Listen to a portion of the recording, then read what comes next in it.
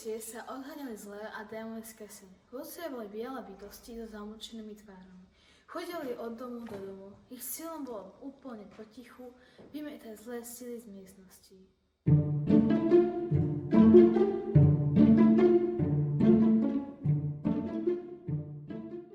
Určite každé dievča si raz za život napísalo 13 lístočkov chlapov.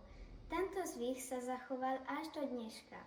Tie sa pálili až do štiedrého dňa, aby posledný prezradil meno ženícha.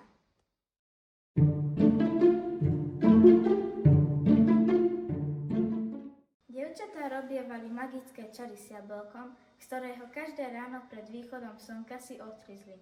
Posledný krát mali doňho zahryznúť počas zvonenia na štedrý večer a pozerať sa na prvého muža.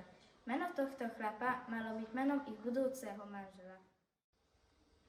Chlapci hádzali staré hrnce do dverí na maštáliach, aby zlé sily sa týchto zvukov zľakli a ušli. Takisto bolo treba spraviť hluk aj pri krížoch, kde sa hovorí, že sa tam o polnoci stretávali strigy a bosorky. A teraz, chlapci, pôjdeme vyrobiť Lucín stoloček.